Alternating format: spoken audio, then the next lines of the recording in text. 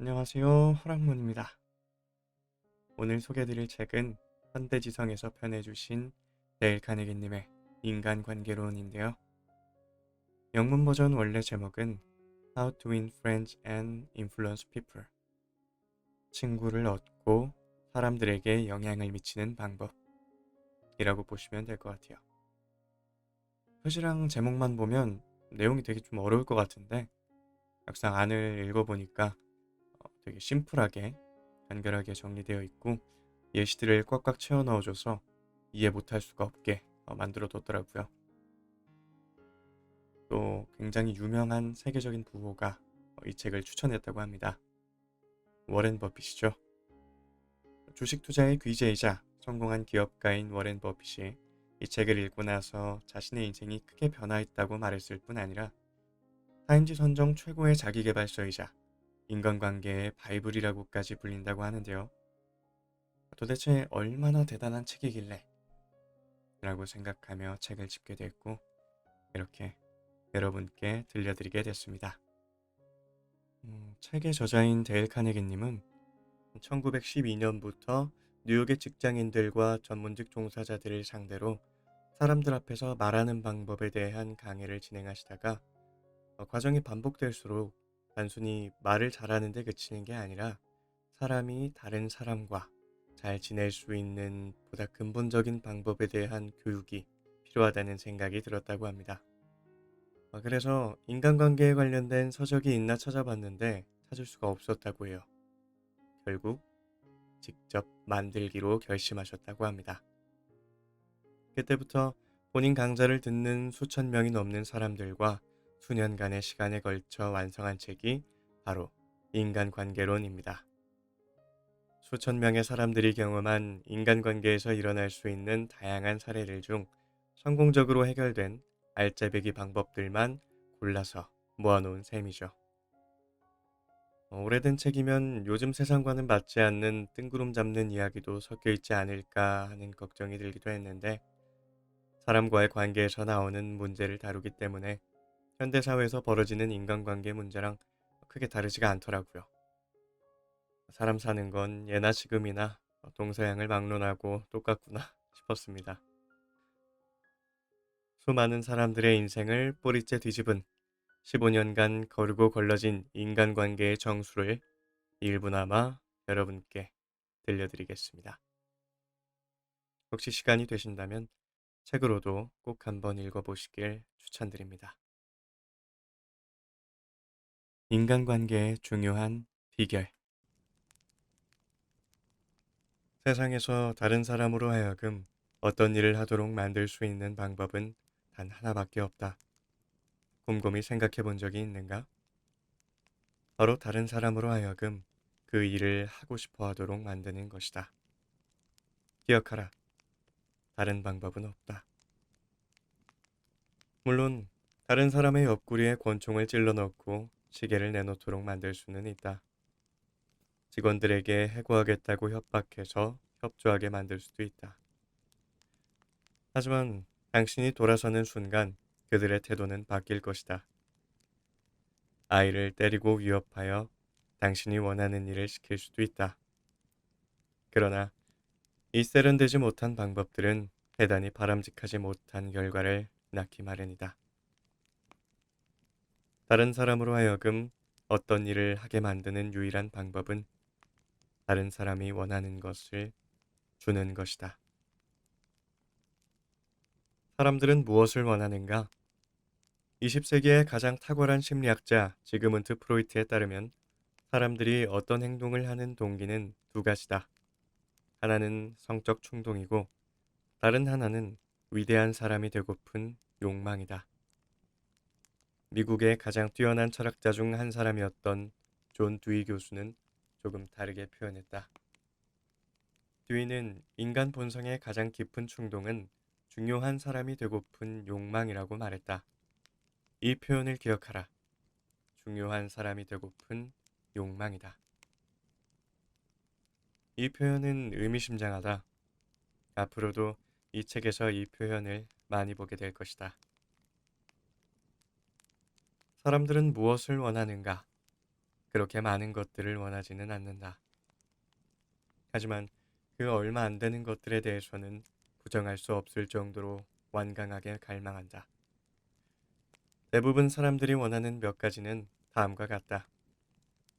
하나, 건강과 생명 유지. 둘, 음식. 셋, 잠. 넷, 돈과 돈으로 살 수 있는 것. 다섯, 내세의 삶. 여섯, 성적 만족. 일곱, 아이들의 행복과 건강. 여덟, 자신이 중요한 사람이라는 느낌. 이러한 욕구들은 보통 충족되기 마련이다. 단 하나만 제외하면 말이다. 음식이나 수면처럼 간절하고 필수적이지만 충족되는 게 쉽지 않은 열망이 하나 있다. 바로 프로이트가 위대한 사람이 되고 싶은 욕망이라고 부르는 것이다. 바로 듀이가 중요한 사람이 되고픈 욕망이라고 부르는 것이다. 링컨은 어떤 편지의 첫 부분에서 다음과 같이 쓴 일이 있다. 모든 사람은 칭찬을 좋아합니다. 윌리엄 제임스는 말했다. 인간 본성의 가장 깊은 곳에 있는 원리는 인정받고 싶은 갈망이다. 명심하라. 그는 바람이나 욕망, 열망이라고 말하지 않았다. 그는 인정받고 싶은 갈망이라고 말했다. 이 갈망은 누그러지지 않고 변함없는 갈망이다. 이 마음속의 굶주림을 정직한 방법으로 해결할 줄 아는 소수의 사람들은 다른 사람들을 자신의 마음대로 다루고 그가 죽으면 심지어 장의사도 안타까워하는 사람이 된다.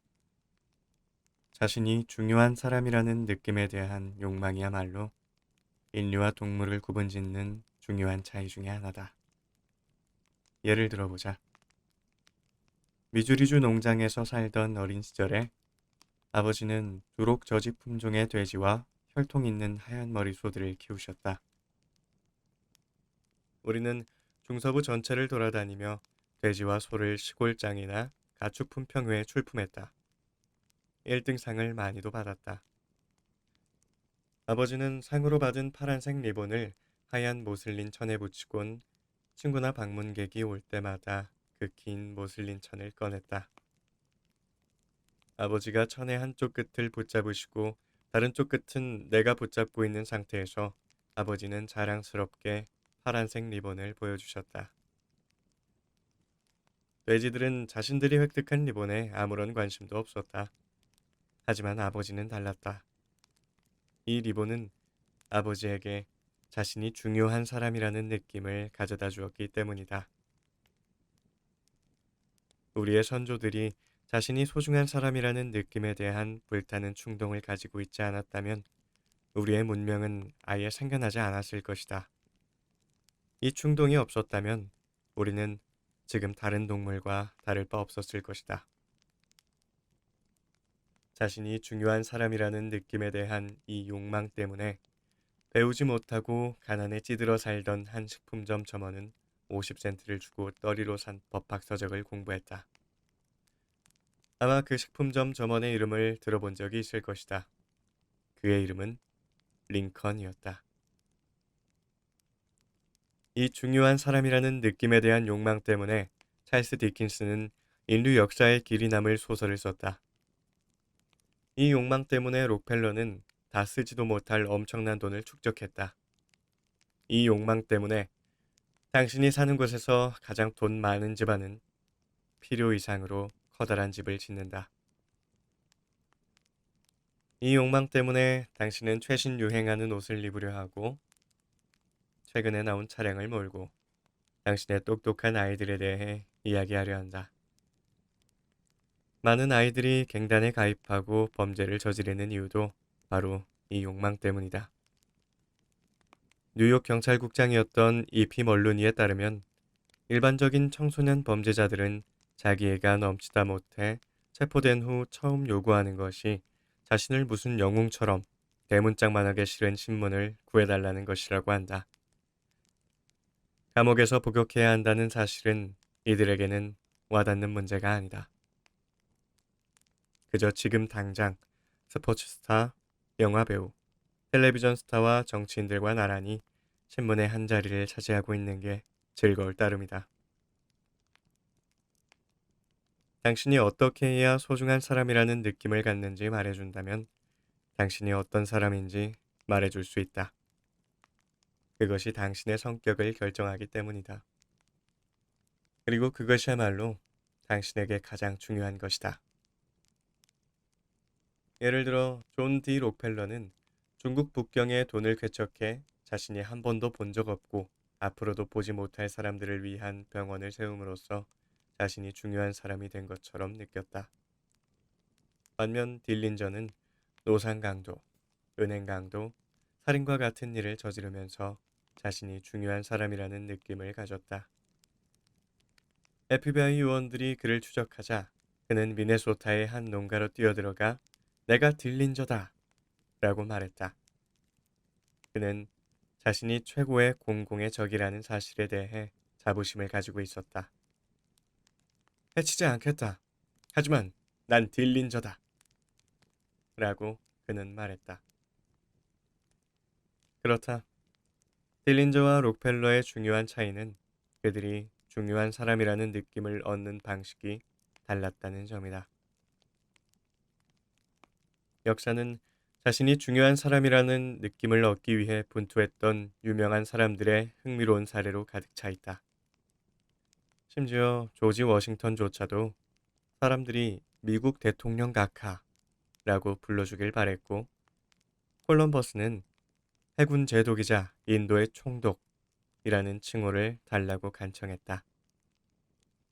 예카테리나 2세는 여왕 폐하라고 적혀있지 않은 편지는 열어보지도 않으려고 했고, 링컨 부인은 백악관에서 마치 호랑이처럼 그랜트 장군 부인에게 덤벼들며 소리쳤다고 한다.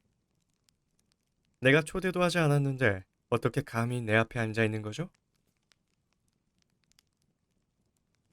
미국의 백만장자들이 미드 제국의 1928년 남극 탐사를 재정적으로 지원했던 이유는 남극의 얼음산에 자신들의 이름을 붙이려는 열망 때문이었다.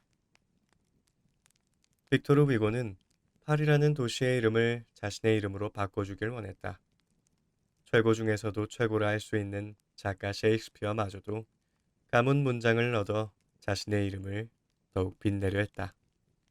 몇몇 사람들이 자신이 소중하다는 느낌을 너무나 갈구한 나머지 그것을 얻기 위해 실제로 미치기까지 한다는 점을 감안하면 이렇게 사람들이 미칠 정도로 갈구하는 것을 진심으로 인정해 줄 때 어떤 기적이 일어날 수 있을까 상상해 보자. 내가 아는 한 1년에 100만 달러의 급여를 받았던 사람은 역사상 단 2명뿐이다. 월터 크라이슬러와 찰스 슈와브다.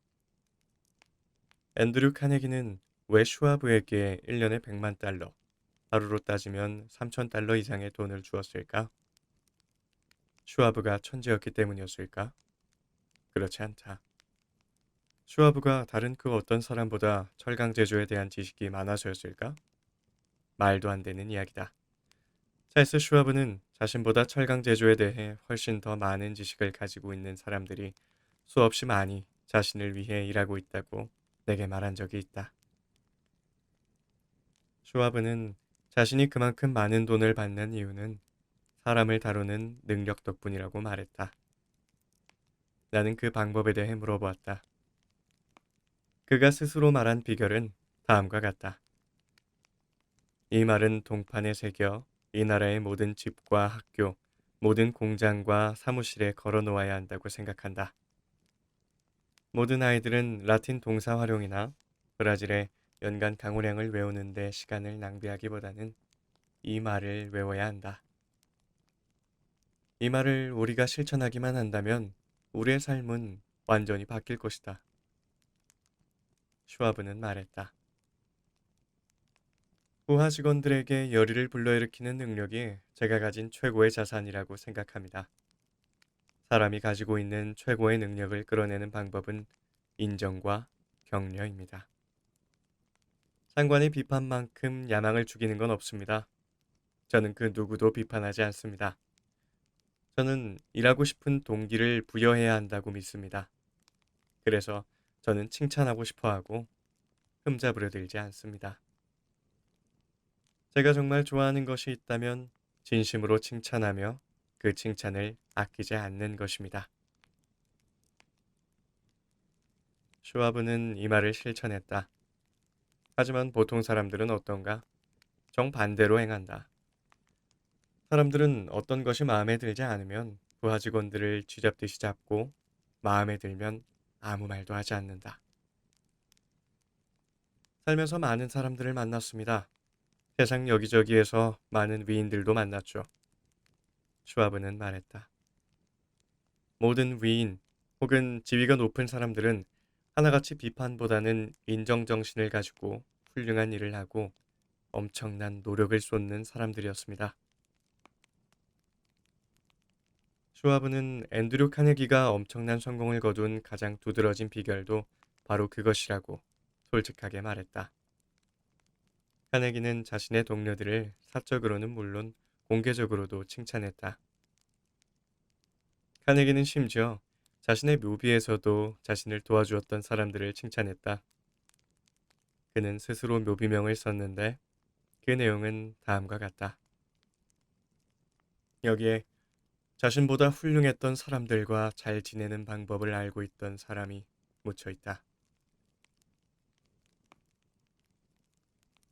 진심에서 우러나온 인정이야말로 록펠러가 다른 사람들을 잘 다룰 수 있었던 비결이었다.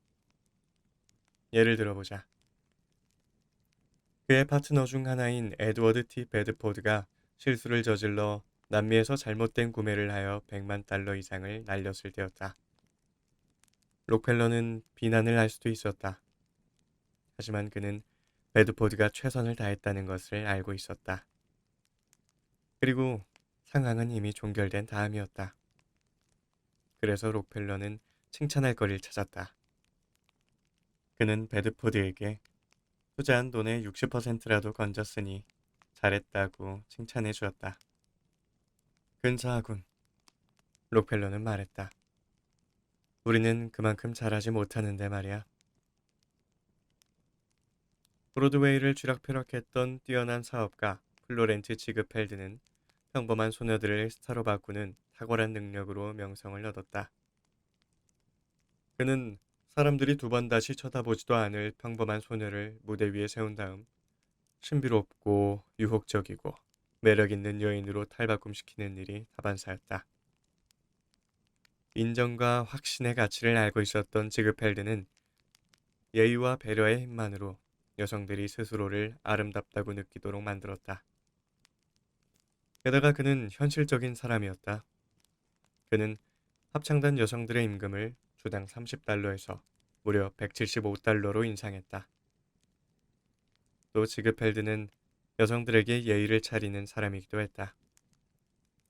뮤지컬 폴리스가 초연되던 밤, 그는 캐스팅된 모든 배우들에게 축전을 보내고 합창단 여성들 모두에게 혼자서는 감당하기 힘들 정도의 장미꽃을 보냈다. 배우 알프레드 런트는 빈에서의 재회라는 영화에서 내가 가장 원하는 것은 나의 자존심을 키워줄 자양분이다 라고 말했다. 우리는 우리의 아이와 친구들과 직원들의 육체를 위한 영양분을 제공해준다. 하지만 그들의 자존심에 자양분을 공급해주는 경우는 얼마나 드문 일인가? 우리는 그들에게 쇠고기와 감자를 먹이며 에너지를 축적하게 만들어준다. 하지만 우리는 그들의 기억 속에 오랫동안 자리 잡고 샛별의 음악처럼 울려 퍼질 친절한 인정의 말은 하지 않는다. 인정과 아첨의 차이는 무엇일까? 간단하다. 하나는 진심이 담긴 것이고 다른 하나는 진심이 없는 것이다. 하나는 마음에서 나오고 다른 하나는 입에서 나온다. 하나는 이기적이지 않고 다른 하나는 이기적이다. 인정은 모든 사람들이 칭찬하지만 아첨은 모든 사람들이 비난한다. 최근에 멕시코시티 차플테펙 궁전에서 알바로 오브레곤의 흉상을 본 적이 있다. 흉상 아래에는 오브레곤 장군의 인생관을 보여주는 금원이 조각되어 있었다. 당신을 공격하는 적들을 두려워 말라. 당신에게 아첨하는 친구들을 두려워하라. 아니다. 나는 결코 아첨을 제안하고 있는 게 아니다. 그와는 거리가 멀다. 내가 말하고 있는 것은 새로운 삶의 방식이다. 다시 한번 말하겠다. 나는 새로운 삶의 방식에 대해 말하고 있는 중이다. 영국의 왕 조지 5세는 버킹엄 궁전에 있는 서재의 벽에 6개의 격언을 적어 놓도록 했다고 한다. 그 중 하나는 다음과 같다. 싸구려 칭찬을 하지도 받지도 않도록 인도하소서. 싸구려 칭찬. 그것이 바로 아첨이다. 한 번은 그럴듯한 아첨의 정의를 읽은 적이 있다. 여기에서 다시 말해보겠다. 아첨이란 다른 사람이 스스로에 대해 생각하는 바를 정확히 그대로 말해주는 것이다. 미국의 철학자 랠프 월도 에머스는 이렇게 말했다. 어떤 언어를 사용하더라도 당신의 말은 당신이 어떤 사람인지 드러내기 마련이다. 아첨만으로 모든 게 가능한 세상이었다면 모든 사람들이 아첨에 대해 잘 알고 있고 우리 모두는 이미 인간관계의 전문가들이었을 것이다. 어떤 특정한 문제에 골몰하고 있는 경우가 아니라면 우리는 대체로 95% 정도의 시간을 우리 자신에 대해 생각하며 보낸다. 이제 잠시 우리 자신에 대해 생각하길 멈추고 다른 사람들의 장점에 대해 생각해 보기 시작한다면 싸구려이고 거짓투성이어서 입에서 나오자마자 거짓임이 드러나는 아첨에 의지하지 않아도 될 것이다. 에머스는 말했다. 내가 만나는 모든 사람은 어떤 면에서는 나보다 나은 사람들이다. 내가 그들에게서 배울 것이 있다는 점에서 그렇다. 에머슨 같이 위대한 철학자에게도 이 말이 적용될 수 있었다면 하물며 우리와 같은 보통 사람에게는 1000번은 더 올바른 말이 아닐까? 우리의 업적, 우리의 욕구에 대해 생각하는 걸 잠시 멈추기로 하자. 다른 사람의 장점을 이해하려 노력해보자.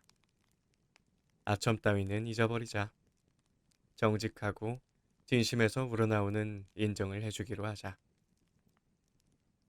다른 사람을 솔직하게, 진심으로 인정하고 칭찬하라. 그러면 사람들은 당신의 말을 소중하게 받아들이고 평생에 걸쳐 그 말을 보물처럼 여기고 반복할 것이다.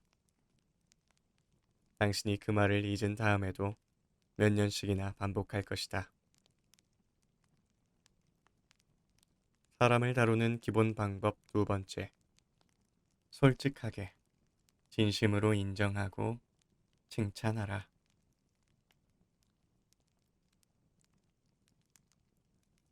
어디서든 환영받는 사람이 되는 방법. 친구를 얻기 위해 왜 이런 책이나 들여다보고 있는가? 세상에서 가장 친구를 잘 사귀는 이의 기술을 연구해 보는 게 더 낫지 않을까? 그가 누구냐고? 아마도 내일 당장이라도 길거리를 걸어 내려오고 있는 그를 만날 수도 있다. 가까운 거리에 다가가면 그는 벌써 꼬리를 흔들기 시작할 것이다. 당신이 멈춰서 만지려고 하면 그는 아마도 자리에서 펄쩍펄쩍 뛰며 얼마나 당신을 좋아하는지 보여줄 것이다. 그리고 당신은 그가 보이는 이러한 애정 표현 뒤에 어떤 꿍꿍이 속도 없다는 사실을 알고 있다. 그는 당신에게 부동산을 팔려들지 않는다. 당신과 결혼하길 원치도 않는다. 걔가 먹고 살기 위한 어떤 일도 하지 않는 유일한 동물이라는 것을 생각해 본 일이 있는가? 암탉은 달걀을 낳고 소는 우유를 주고 카나리아는 노래를 한다.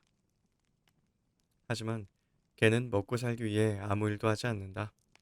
그저 당신을 사랑할 뿐이다. 내가 5살이었을 때 아버지는 50센트를 주고 노란 강아지를 한 마리 사주셨다. 그 녀석은 어린 시절의 빛이었고 즐거움이었다. 오후 4시 반쯤이면 그 녀석은 앞마당에서 아름다운 두 눈을 반짝이며 지치지도 않고 뚫어져라 길만 바라보고 앉아 있었다. 그러다가 내 목소리를 듣거나 혹은 내가 덤불 사이로 도시락통을 흔들며 오는 것을 보면 녀석은 쏜살처럼 달려나와 단숨에 언덕을 뛰어 올라와선 나를 반기며 껑충껑충 뛰고 환희로 가득 차 지저댔다. 티피는 5년 동안 항상 내 곁에 있어줬다. 그러던 어느 날 밤이었다. 그날은 결코 잊지 못할 것이다. 녀석은 내 바로 앞에서 번개에 맞아 죽었다. 티피의 죽음은 어린 시절 내겐 커다란 슬픔이었다. 티피, 넌 심리학 책을 읽지 않았지? 그럴 필요가 없었어. 넌 축복받은 본능으로 다른 사람에게 진정한 관심을 가지면 단 2달 만에 다른 사람들이 너에게 관심을 갖게 만들려고 노력하면서 2년 동안 사귈 수 있는 친구보다 훨씬 더 많은 친구를 사귈 수 있다는 걸 알고 있었으니까. 다시 한번 말하겠다. 당신이 다른 사람에게 관심을 가지면 단 2달 만에 다른 사람들이 당신에게 관심을 갖도록 노력하며 2년 동안 얻을 수 있는 친구보다 훨씬 더 많은 친구를 얻을 수 있다. 하지만 당신과 나는 평생 다른 사람들의 관심을 끌려고 애쓰는 사람들을 잘 알고 있다. 그런 사람들은 평생 실수를 저지르고 있는 셈이다. 물론 그런 노력은 아무런 효과가 없다. 사람들은 당신에게 관심이 없다. 사람들은 내게도 물론 관심이 없다. 사람들은 자신에게만 관심이 있다. 아침에도, 점심에도, 그리고 저녁에도. 뉴욕 전화회사는 전화통화를 연구하며 사람들이 어떤 낱말을 가장 많이 사용하는지에 대해 알아보았다. 이미 짐작했을 것이다. 그 낱말은 인칭대명사 라였다. 이 낱말은 500건의 대화 중에 무려 3,990번이나 사용되었다. 나. 당신이 찍힌 단체 사진을 볼 때 사진에서 누구를 가장 먼저 찾는가? 사람들이 당신에게 관심이 있다고 생각한다면 다음의 질문에 답해보라. 당신이 오늘 밤 죽었다 하자. 얼마나 많은 사람이 장례식에 올까? 당신이 사람들에게 먼저 관심을 보이지 않는데 사람들이 왜 당신에게 관심이 있어야 하는가? 다른 사람에게 좋은 인상을 남기고 다른 사람으로 하여금 우리에게 관심을 갖게 만들려고 애쓰는 데서 멈춘다면 우리는 진정한 친구, 진심으로 우리에게 대해주는 친구는 많이 사귀지 못하게 될 것이다. 친구. 그것도 진짜 친구는 그런 식으로 만들어지지 않기 때문이다. 나폴레옹은 이런 시도를 해본 사람이다. 그는 자신의 아내 조세핀을 마지막으로 만나는 자리에서 이렇게 말했다고 한다. 조세핀, 나는 세상에서 그 어떤 사람보다도 행복한 사람이었어. 하지만 지금은 내가 세상에 의지할 수 있는 사람이라곤 당신밖에 없구려. 그런데 역사가들은 조세핀마저도 나폴레옹이 믿고 의지할 수 있는 사람이 아니었다고 믿고 있다. 빈의 저명한 심리학자였던 알프레드 아들러는 삶의 의미라는 책을 썼다. 이 책에서 그는 말했다. 다른 사람에게 관심이 없는 사람은 살아가면서 가장 커다란 문제와 마주치고 다른 사람에게 가장 커다란 피해를 끼치는 사람들이다.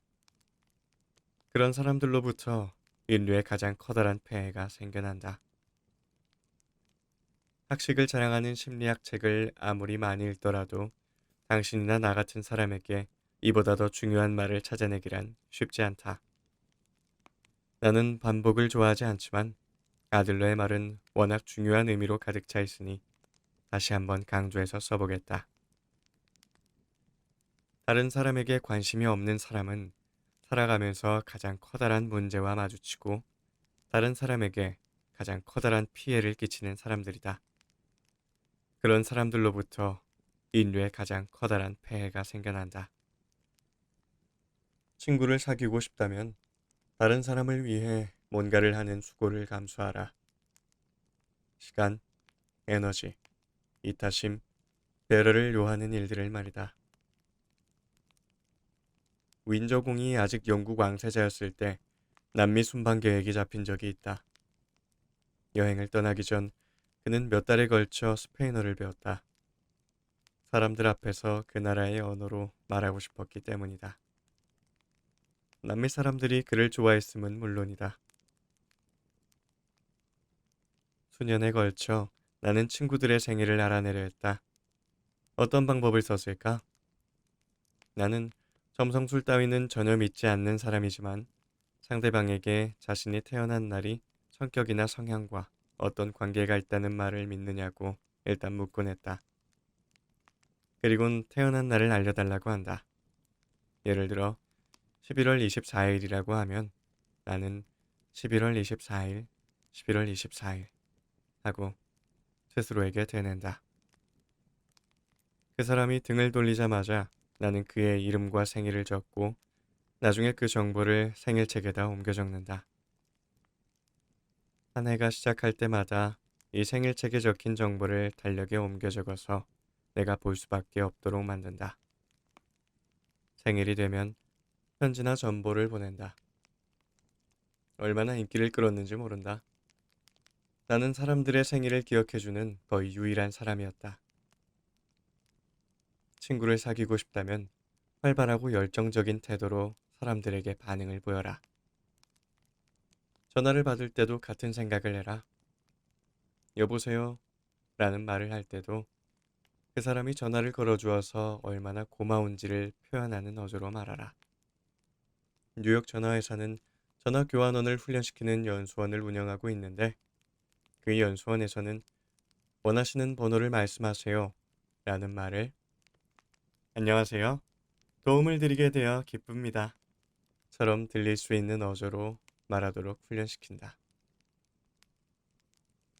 내일 당장이라도 전화를 받을 때 이를 기억하도록 하자.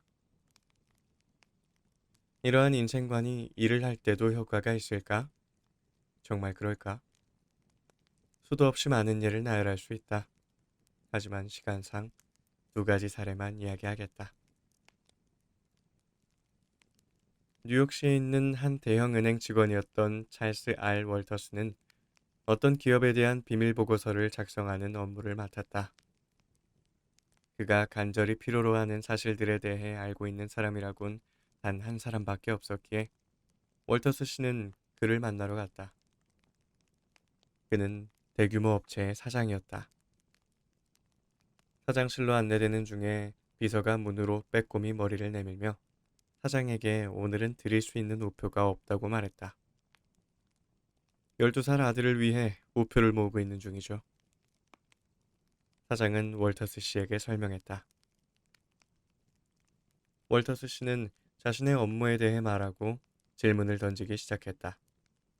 사장은 모호하고 일반적이었고 막연한 태도를 취했다. 그는 말하고 싶어 하지 않았고 그 어떤 일을 하더라도 사장의 입을 열게 만들 수는 없을 것 같았다. 인터뷰 시간은 짧았고 아무것도 얻어내지 못했다. 월터스 씨는 수업 중에 이 이야기를 들려주었다. 솔직히 뭘 해야 할지 몰랐죠. 그러다가 그의 비서가 했던 말이 기억났어요. 우표요. 그리고 12살 먹은 아들이었죠. 우리 은행 외국 담당 부서가 우표를 모은다는 게 생각나서요. 세계의 모든 대륙에서 쏟아져 들어오는 편지에서 떼어낸 우표 말입니다. 다음날 아침 저는 전화를 해서 아이를 위한 우표가 있다는 이야기를 전했습니다. 열렬한 환영을 받았냐고요? 물론입니다. 국회의원에 출마했다고 해도 그렇게 열렬히 내 손을 쥐고 흔들진 않았을 거예요. 그의 얼굴은 미소와 호의로 빛나고 있었어요. 아들이 이걸 좋아하겠군요. 우표들을 애지중지 쓰다듬으며 그는 말했죠. 이걸 봐요. 정말 보물이네요. 우리는 우표 이야기를 하고 아이 사진을 보며 30분을 보냈어요. 그리고 그는 30분 이상을 더 내어 제가 원하는 모든 정보를 주었죠. 부탁하지도 않았는데 말입니다. 그는 자신이 알고 있는 모든 것을 이야기하곤 부하 직원들을 불러 질문을 했어요. 그리곤 사업상 친분이 있는 사람들에게까지 전화를 걸었죠. 제게 모든 사실, 수치, 보고서, 편지를 감당할 수 없을 정도로 안겨줬습니다.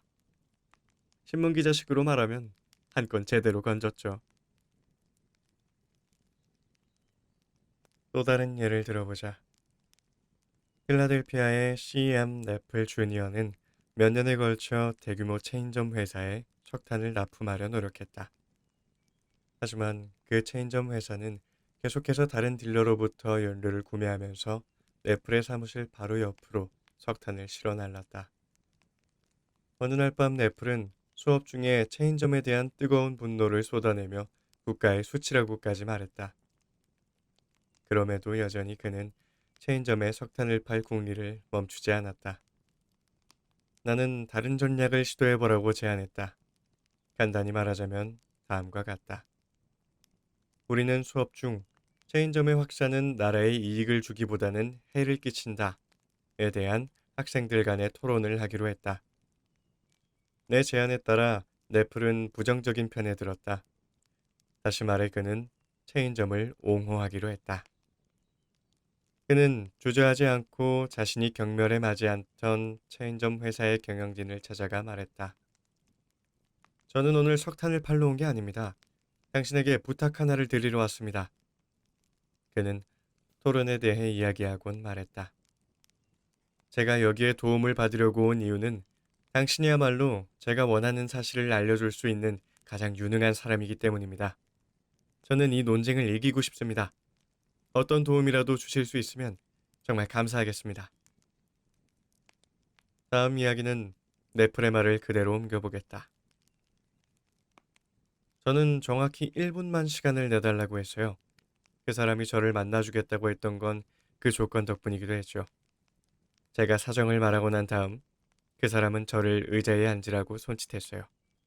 그리곤 정확히 1시간 하고도 47분을 이야기하더군요. 그분은 체인점에 대한 책을 썼던 중역도 부르더라고요. 그분은 전국 체인점 연합에 편지를 써서 우리 토론 주제에 관한 문서를 구해주기도 했어요. 체인점이 인류에게 진정 중요한 서비스를 제공하고 있다고 믿고 있었어요. 많은 지역 사회를 위해 자신이 중요한 일을 하고 있다는 자부심이 가득했죠. 말을 하며 그의 눈은 정말 반짝였어요. 그리고 그분이 제가 꿈꿔보지도 못한 것들에 눈을 뜨도록 해주었다는 말씀을 드려야 할 것 같습니다. 그분은 제 모든 정신적 태도를 바꿔주셨어요. 제가 막 사무실을 나서려고 하자 그분은 문까지 저를 바래다 주셨어요. 팔을 제 어깨에 두르고는 토론 잘하기를 빈다고 언젠가 아무 때나 들러서 토론의 결과가 어땠는지 제가 잘했는지 알려달라 하셨죠.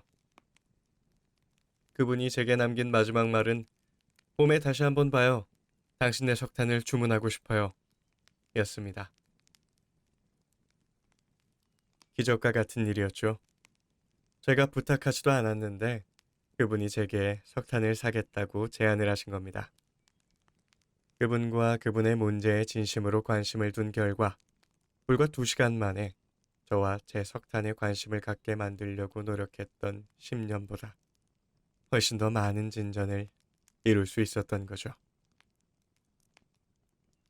래플씨, 당신은 새로운 진리를 발견한 게 아닙니다.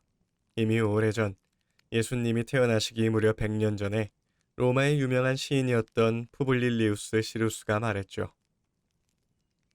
우리는 다른 사람이 우리에게 관심을 가질 때에야 비로소 그들에게 관심을 갖는다.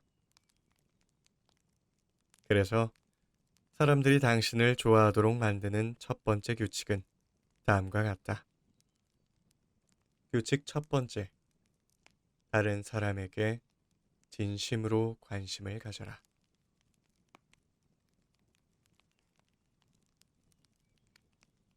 적을 만드는 확실한 방법과 그 예방법.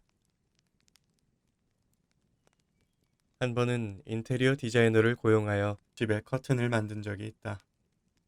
청구서가 도착했을 땐 기가 막혔다. 며칠 후 친구 하나가 찾아와 커튼을 보았다. 내가 가격을 이야기했더니 그녀는 승리감에 도취된 소리를 내질렀다. 뭐라고? 끔찍하네. 제대로 바가지 썼군. 사실이었을까?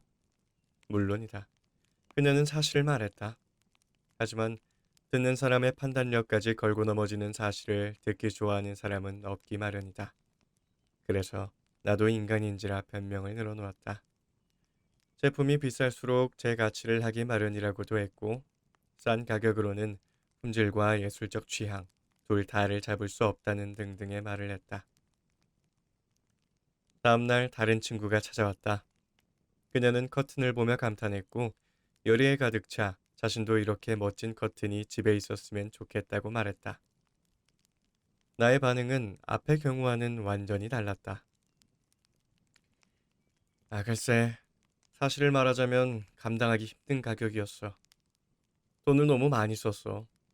이런 걸 주문하지 말 걸 그랬어. 잘못을 저질렀을 때 우리 스스로 인정할 수도 있다. 또는 다른 사람이 요령 있게 잘 구슬린다면 기꺼이 우리의 잘못을 인정하고 솔직하고 마음이 넓은 사람이라고 자부할 수 있는 여지도 생긴다. 하지만 다른 사람이 우리의 목에 소화시키기 힘든 사실을 억지로 밀어넣으려고만 한다면 반발심만 생기기 마련이다. 호레이스 그릴리는 남북전쟁 기간 중 미국에서 가장 유명한 편집자였다.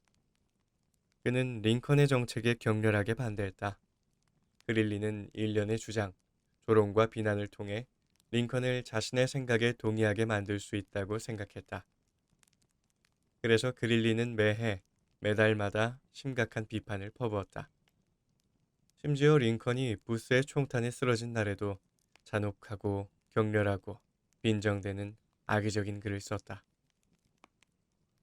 하지만 그 격렬한 비판이 링컨으로 하여금 생각을 바꿔 그릴리와 같은 생각을 하도록 만들었을까?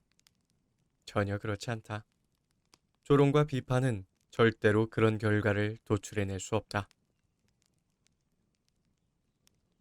사람을 다루고 당신 자신을 관리하고 성격을 개선하는 데 대한 훌륭한 제안을 원한다면 벤저민 프랭클린의 자서전을 읽어보라. 이제까지 본 전기 중에서도 가장 흥미롭고 미국 문학에서 고전이라고 할 만한 책이다. 공공도서관에서 대출하든지 서점에서 한 권 구매하라. 근처 서점이 없으면 직접 주문해도 좋다. 자서전에서 벤저민 프랭클린은 자신이 어떻게 논쟁이라는 나쁜 습관을 버리고 미국 역사상 가장 유능하고 상냥하고 사람들을 잘 사귀는 사람이 될 수 있었는지를 들려준다.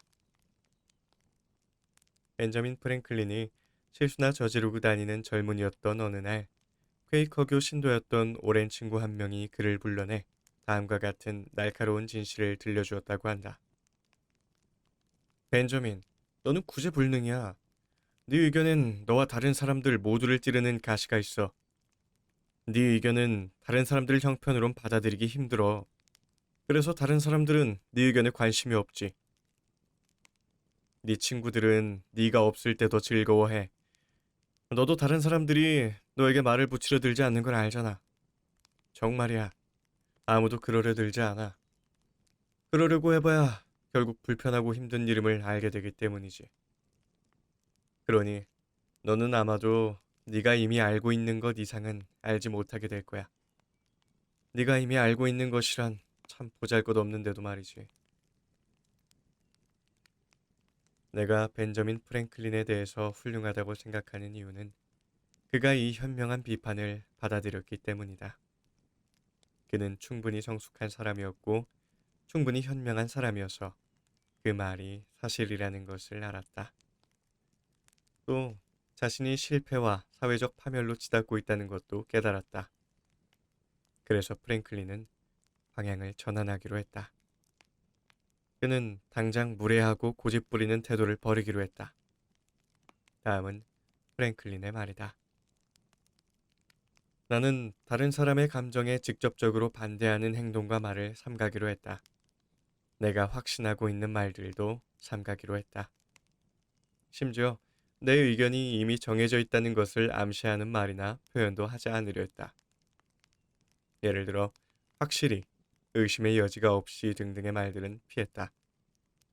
그 대신에 나는 내가 알고 있는 바로는, 내가 이해하기로는, 내 생각엔 이런 거 같아 라든지 아니면 지금은 이렇게 보이는데 와 같은 말을 사용했다.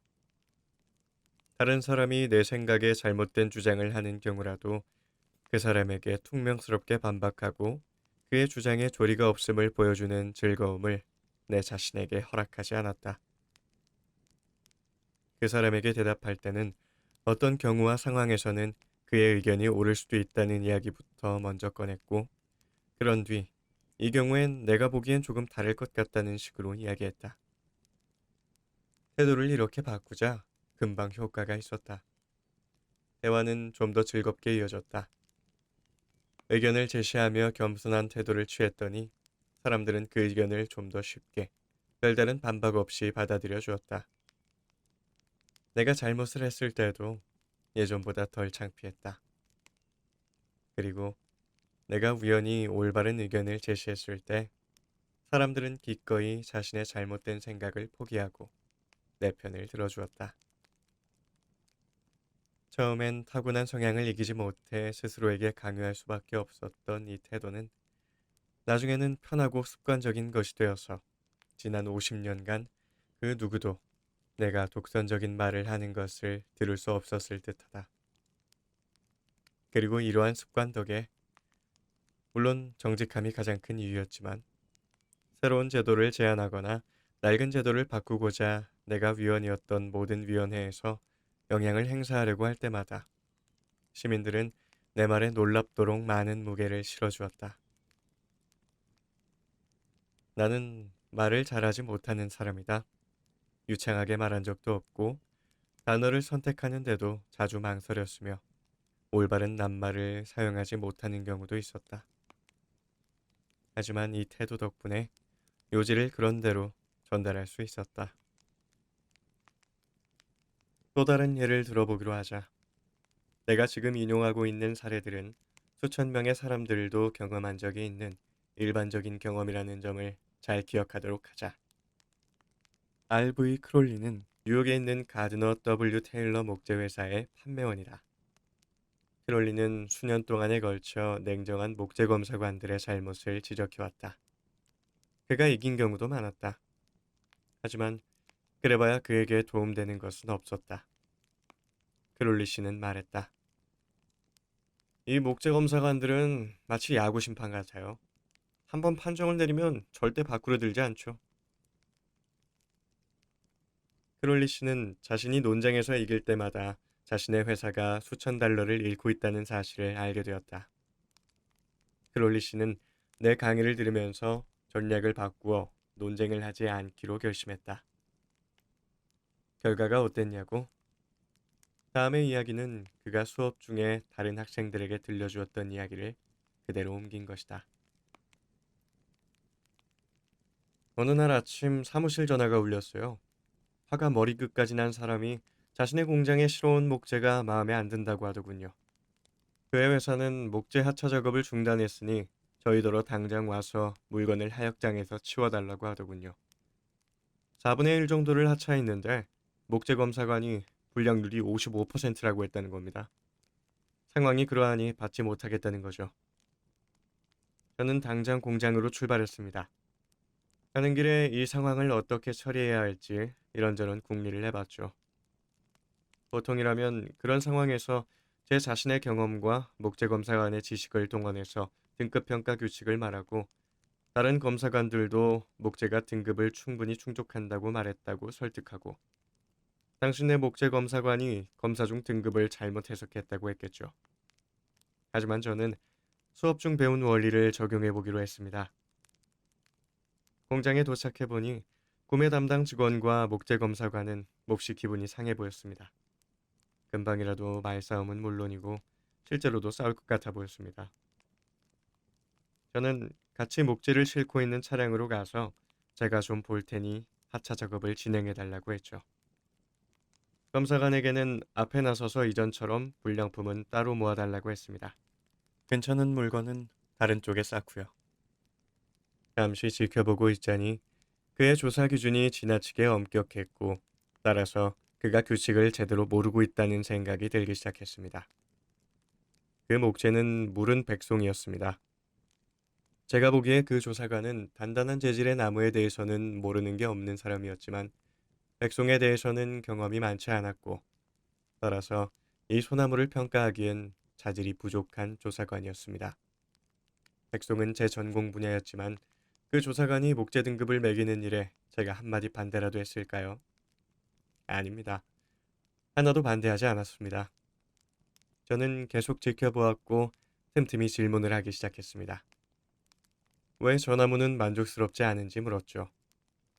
한순간도 검사관이 틀렸다는 암시조차 주지 않으려 했습니다. 질문을 하는 이유는 그저 앞으로 물건을 선적할 때 그 회사가 원하는 것들만 추리기 위해서라고 강조해 말했죠. 친근하고 협조적으로 질문을 던지며 자신들의 목적에 맞지 않는다고 물건을 던질 때마다 계속 동의를 해주다 보니 검사관의 냉정함은 풀어지고 우리들 사이에 감돌던 긴장감은 눈 녹듯 사라지기 시작했습니다. 이따금씩 제가 세심하게 배려하며 던진 말들로 인해 그의 마음속에서는 자신이 불량품이라고 했던 물건들이 사실은 그렇지 않을 수도 있다는 생각이 떠오르기 시작했습니다. 자신들이 요구했던 것이 사실은 좀 더 비싼 등급의 물건이었다는 사실도요. 하지만 저는 그에게 제가 이걸 문제시할 수도 있겠다는 생각이 아예 들지 않도록 주의를 기울였습니다. 얼마 지나지 않아 그의 태도가 바뀌었습니다. 그는 결국은 자신이 백송에 대해 경험이 없다고 인정하고 차에서 목재를 내릴 때마다 제 의견을 구하기 시작했습니다. 저는 저 물건은 왜 저 등급을 갖게 되었는지 설명해 주었죠. 하지만 계속해서 원하는 제품이 아니면 구매하지 않으셔도 좋다는 말을 빼놓지 않았습니다. 그러다 보니 그는 원하지 않는 제품 쪽에 물건을 놓을 때마다 죄책감을 느낄 정도가 되었죠. 결국 검사관은 원하는 등급의 제품을 특정해서 지목하지 않은 자신들에게 잘못이 있었다는 걸 알게 되었습니다. 제가 떠난 후 검사관은 다시 한번 목재 하나하나를 일일이 다시 들여다보고는 하나도 빼놓지 않고 전부 수령했습니다. 우리도 대금을 모두 받았죠. 이 하나의 사례만 보아도 알 수 있듯이 약간의 요령과 다른 사람에게 그가 틀렸다는 말을 하지 않겠다는 결심만으로 저희 회사는 상당한 현금을 아낄 수 있었습니다. 게다가 제가 얻게 된 호의는 값을 매기기 힘든 것이죠. 그런데 내가 이 장에서 말하고 있는 그 어떤 것도 새로운 이야기는 아니다. 이미 19세기 전에 예수는 말했다. 너와 다투는 사람과 급히 화해하라. 다시 말하자면 고객이나 배우자, 입장이 다른 상대방과 논쟁하려 들지 마라. 그가 틀렸다고 말하지 마라. 그를 흥분시키지 마라. 사람을 다루는 수완이 필요하다. 예수가 태어나기 2200년 전에 이미 이집트 왕 악토이는 아들에게 현명한 충고를 했다. 지금도 많은 사람들에게 해주고 싶은 충고이다. 악토이 왕은 4000년 전 어느 날 오후 술을 마시는 중에 말했다. 다른 사람들의 기분을 상하게 하지 마라. 그래야 얻을 게 있을 것이다. 따라서 사람들이 당신 생각에 동의하도록 만들고 싶다면 두 번째 규칙은 다음과 같다. 규칙 두 번째. 다른 사람의 의견을 존중하라. 절대로 그 사람이 틀렸다고 이야기하지 마라.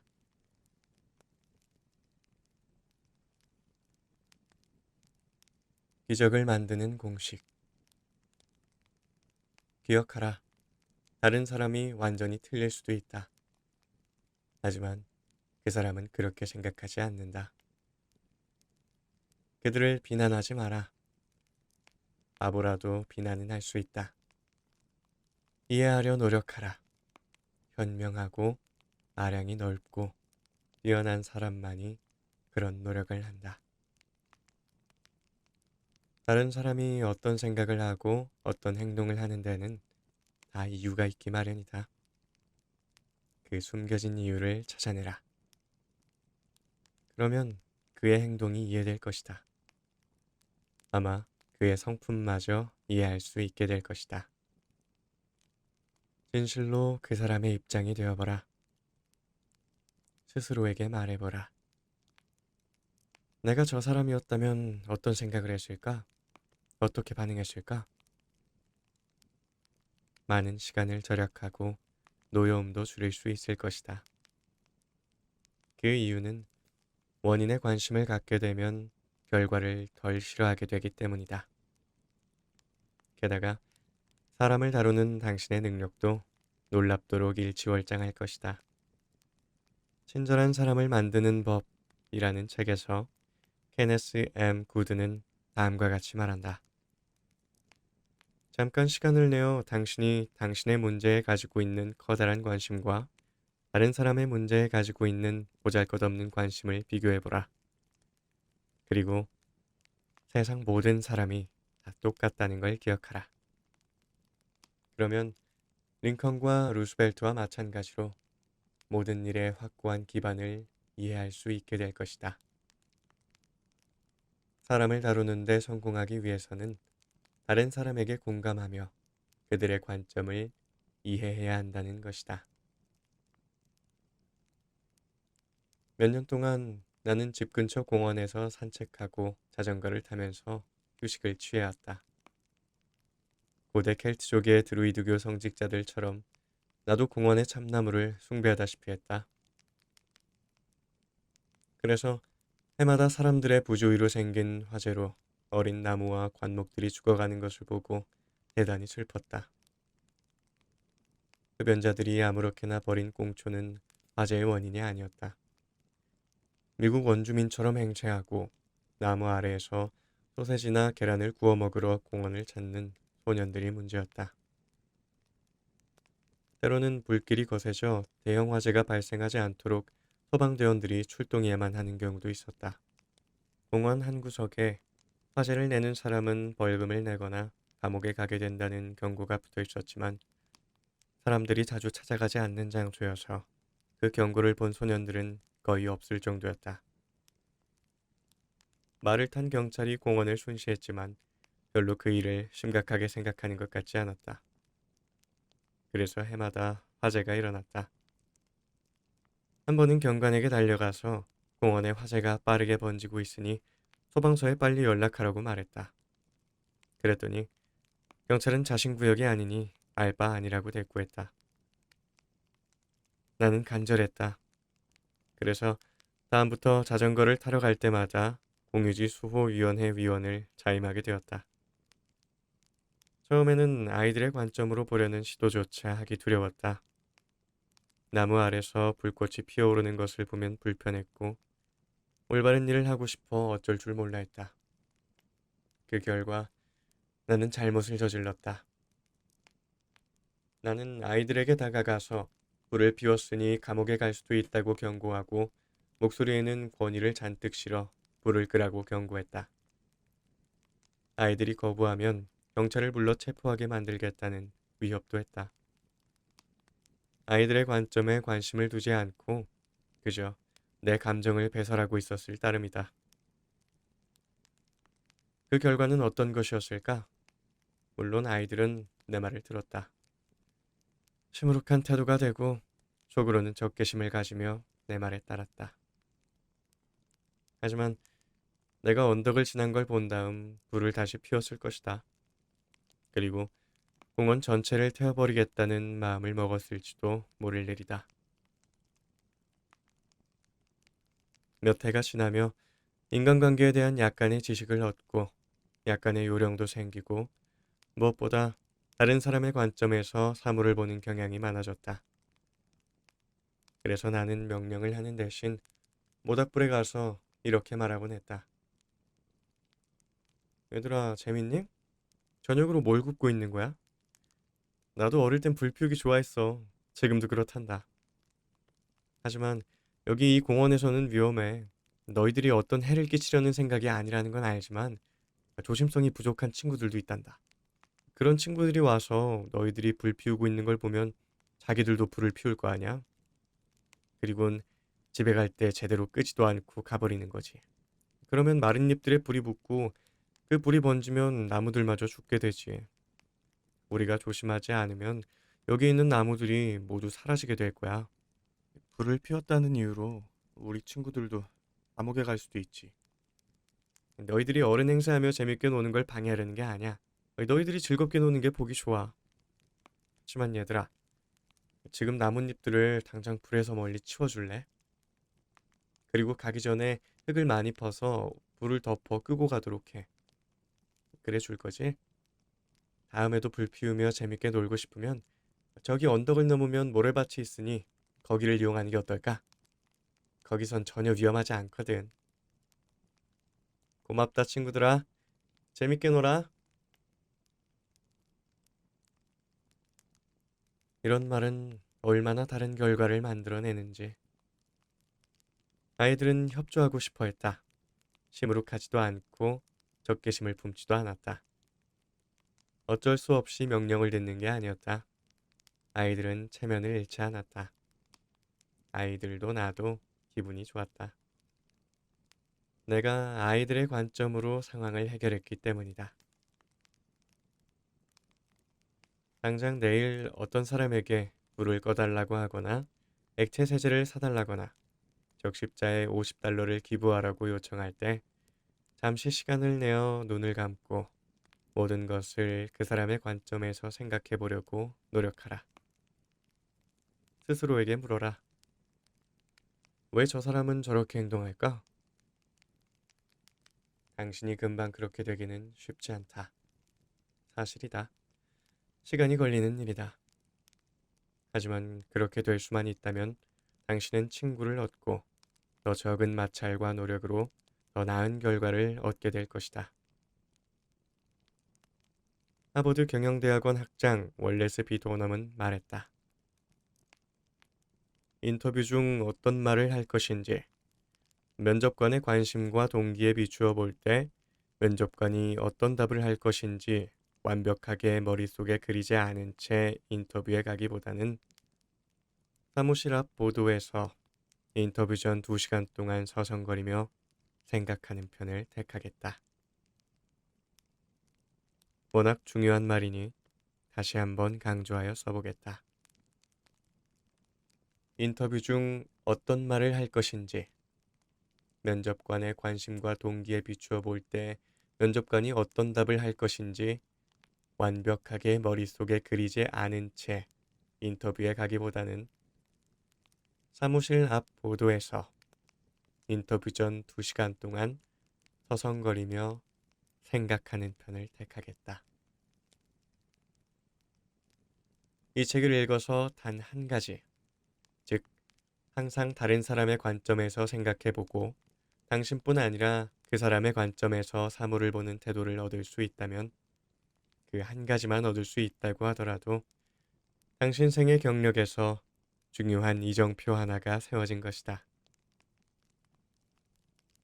따라서 불쾌감을 주지 않고 적개심을 자극하지 않으면서 다른 사람을 바꾸고 싶다면 8번째 규칙은 다음과 같다. 규칙 8번째.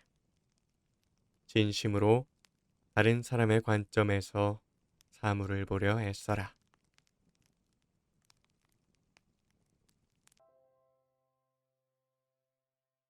네. 아쉽게도 제가 읽어드릴 수 있는 부분은 여기까지예요. 내용 전달이 잘 됐을지 모르겠네요. 제가 책을 읽으면서 핵심이라 여긴 부분은 이거였어요. 상대방이 중요한 사람이라고 느끼게끔 행동하라. 책 속의 다양한 규칙과 사례들은 나의 어떤 말과 행동이 상대방에게 존중받는 느낌을 가져다 줄 수 있는지에 대한 이야기가 줄을 이뤘죠. 저는 보면서 계속 맞아. 그때 이렇게 해서 잘 넘어갔었지. 아, 그때 이렇게 했었으면 좋았을 텐데. 뭐 머릿속에 예전 기억들이 막 떠오르더라고요. 그중에서도 특히 "상대방의 입장에서 생각하라."라는 말이 되게 공감이 많이 됐는데요. 이게 저희 어머니께서 제가 어린 시절에 굉장히 어린 시절인데 초등학교도 들어가기 전이었던 걸로 기억을 해요. 근데 제가 밥을 자주 남겼었거든요.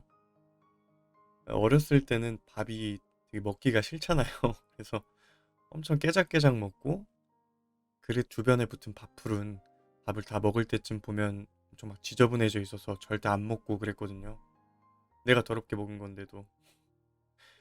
그래서 그걸 보던 어머니가 어느 날 그 말씀을 해 주신 거예요. "농부가 씨를 뿌려." 그래서 "농사꾼 아저씨 아주머니들이 떼약볕에 고생해서 만들어 준 쌀인데 너가 그렇게 남겨줘야 되겠냐."고. "그 아저씨들이 네가 이렇게 밥을 남기는 걸 보면 얼마나 서운해하시겠냐."고요. 그분들의 입장에서 생각해 보라고요. 너무 죄송한 거예요. 땀 뻘뻘 흘리면서 일하시는 모습이 이렇게 상상이 되니까. 그래서 결국 엄마 손에 들려있던 밥숟가락을 받아 먹었던 기억이 딱 났는데요. 그때부터 제가 밥 투정을 한다 싶으면 어머니는 항상 그 말을 필살기처럼 꺼내셨어요. 그러기만 하면 제가 울상이 되면서도 밥을 받아 먹으니까 계속 했다 그러더라고요. 그래서 "농부가 씨를 뿌려"와 "상대방의 입장에서 생각해라"는 제 인생 첫 명언이라고 해도 과언이 아닌데, 새삼 엄마가 나한테 인간관계의 치트키를 그 어린 시절부터 가르쳐 준 거구나 싶더라고요. 이렇게 돌이켜보면 정말 많이 도움이 됐거든요. 내 입장만 생각했다면 화내고 짜증내면서 망쳐버렸을 많은 순간 속에서 상대방의 상황과 입장에서 생각해 볼 수 있게 해준, 인간관계를 좋게 만들어준 마법의 주문이었습니다. 존경심을 담아서 책을 다 읽은 다음날 저녁은 어머니가 드시고 싶다던 족발을 시켜 먹었습니다. 혹시나 이런 노력에도 불구하고 상대와의 관계가 나아지지 않는다면 그 사람을 대하는 내 말투가 어떤지도 한번 돌이켜볼 필요가 있을 것 같아요. 책에서도 나왔듯 상대를 대하는 내 태도는 말투에서 나온다고 생각을 하는데, 가끔 내 마음이랑 다르게 이 틱틱거리는 그 말투가 나와서 듣는 사람의 기분을 나쁘게 할 수가 있거든요. 내 마음은 그게 아닌데. 그래서 그 말투의 기준이 사람마다 좀 다르긴 한데, 보통 내가 들어서 기분 나쁜 것 같은 그런 말투는 상대방에게도 하지 않는 것 정도만 지켜도 많은 도움이 될 거라고 생각이 됩니다. 근데 이게 또 쉬운 것 같은데 쉽지가 않아요. 그쵸? 직접 행동을 해야 되는 거잖아요. 누가 대신 해주는 것도 아니고 내가 스스로 해내야 되는 건데, 이게 사실 영상을 준비하면서도 이 책 속 내용을 실천 못해서 지인이랑 다퉜거든요. 글로 보면 되게 쉬운데 막상 상황이 닥치면 내 감정을 우선시하게 되더라고요. 아니, 너만 힘들고 너만 화나? 나도 짜증나. 막 이런 생각이 팍 고개를 드는 거예요. 관계라는 게 또 나만 잘한다고 되는 것도 아니고, 나도 사람인지라, 나도 중요한 사람이고 싶은데, 나도 존중받고 싶은데, 남한테 다 맞추다 보면 내가 너무 초라해 보이고, 특히 나를 깎아내리려는 사람들한테는 좋은 말이 절대 나오지가 않더라고요. 근데 또 고민을 해봤더니 내 마음이 좀 더 여유로우면 그 선이 좀 더 넓어지긴 하더라고요. 이게 같은 정도의 물에도 어떤 때는 그냥 이렇게 웃어 넘길 때가 있고, 또 어떤 때는 굉장히 예민하게 반응하는 제가 있는 거예요.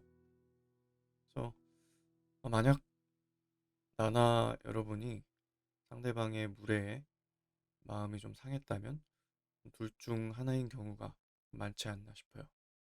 상대의 무례가 그 정도를 지나치게 넘어섰거나, 혹은 지금 내가 너무 지쳐 있어서 상대를 존중해 줄 여유가 없거나 그럴 때는 무조건 나부터 돌봐야 되는 것 같아요. 건강한 인간관계는 상대방이 중요하다라는 마음을 심어주는 것도 좋지만 그런 것도 결국에는 건강한 내가 있을 때야 온전하게 만들어줄 수 있고 온전하게 내 마음도 그렇게 상대에게 쓸 수가 있더라고요. 여러분은 어떤 식으로 자신을 돌보시나요? 저 같은 경우는 고등학교 때까지는 완전 예스맨이었어요. 상대가 잘못을 해도 괜찮다고 넘기고 무리한 부탁을 해도 웬만한 건 다 들어주고 이게 항상 상대방 입장에서 생각을 하다 보니까 그런 게 습관이 된 거예요. 뭔가 나한테 부탁을 해오면 아, 이 친구가 지금 많이 힘든가 보구나. 나도 힘들지만 그래도 뭐 할만하니까 이렇게 도와주고 했었는데 어느 날 보니까 그런 상대방의 태도에 나도 상처를 받고 또 내가 이렇게 힘듦에도 불구하고 나는 도와주는 건데 나도 힘들다는 걸 상대가 모르더라고요. 왜냐면 그 사람들은 제 입장에서 생각해 본 적이 없는 사람들인 거예요. 이게 생각해 보니까 그렇더라고요. 아, 내 입장을 생각할 줄 아는 사람들은 애초에 나에게 이런 부탁을 하지 않겠구나. 하지 않는구나. 왜냐면 나 같은 사람은 내 부탁이 상대에게 부담일까 생각을 해서 그 부탁을 안 하거든요. 보통 힘들어도 내가 하고 말지. 그래서 아, 이게 이렇게까지 내가 하는 거는 좀 너무 착한 건가? 나를 배려하지 않는 건가? 그런 생각이 이제 들기 시작을 하더라고요. 그러면서 모든 사람과 좋은 관계를 맺을 필요는 없구나. 상대를 배려할 줄 모르는 사람이 세상엔 존재하는구나. 나와는 다른 사람이 존재하는구나. 뭐 이런저런 생각을 하게 됐죠. 그때가 이제 제가 처음으로 상대의 부탁을 단호하게 거절했던 그쯤인 걸로 기억을 하는데 그렇게 한번 이렇게 제대로 거절을 하니까 이후로는 부탁하는 사람들이 확실히 줄어들더라고요. 저를 좀 어려워하는 사람도 생기고 근데 이게 되게 중요한 것 같아요. 상대의 요구를 꼭 들어줄 필요는 없다는 거. 내 기분이 상했다면 그걸 확실하게 표현할 줄 알아야 된다는 거. 그때부터 조금씩 거절하는 법, 내 마음을 표현하는, 내 마음을 보호하는 그런 방법들을 익히게 됐고, 그걸로도 안 된다 싶으면은 이제 그 사람과의 관계를 완전히 끊어낸 적도 몇 번 있었죠. 절대로 절대로 나를, 소중한 나를 힘들고 지친 상태로 두지 말 것. 상대를 존중하는 것도 나를 존중하는 것에서부터 시작해야 된다고 말하고 싶네요. 그래서 왜 자기 자신을 사랑하지 않는 사람은 다른 사람도 사랑하지 못한다 이런 말들이 있잖아요. 이게 이런 이유 때문인 것 같더라고요. 이런 이유 때문이지 않을까. 근데 이렇게 하면 막, 아, 근데 그렇게 하면 인간관계가 좀 나빠지지 않나요? 거절하고 하면은 이렇게 걱정하시는 분들도 계실 거라고 생각을 해요.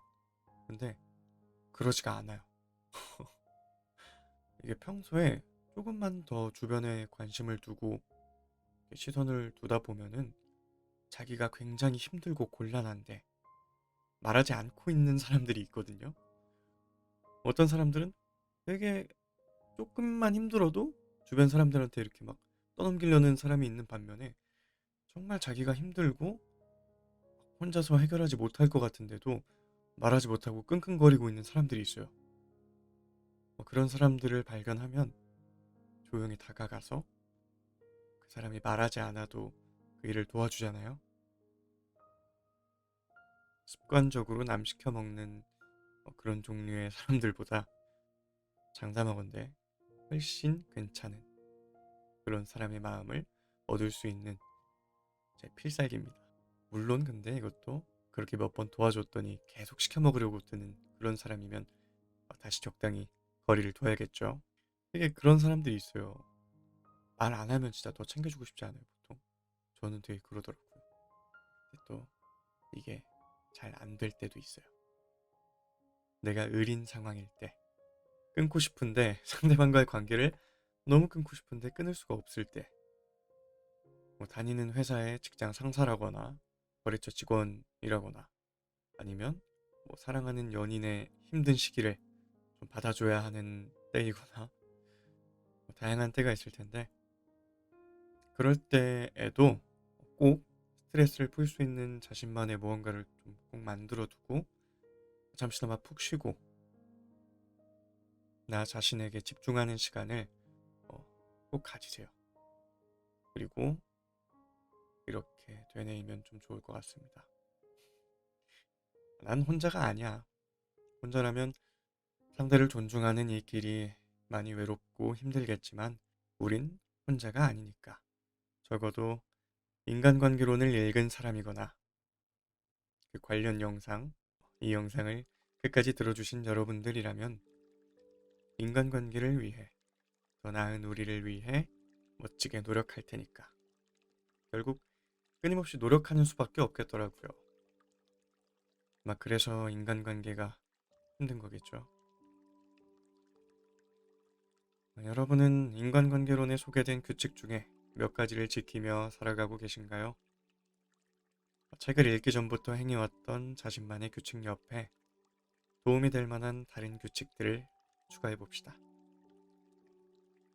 상대에게 무언가를 바라는 것보다는 나를 돌보면서 내가 바뀌는 게 가장 현명한 방법이라는 생각이 듭니다.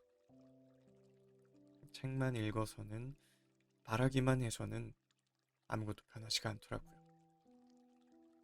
인간관계뿐 아니라 인생의 많은 것들에 통용되는 그런 말이 아닐까 합니다. 네, 데일 카네기 님이 서문에서 썼던 글을 인용하며 영상을 마치겠습니다.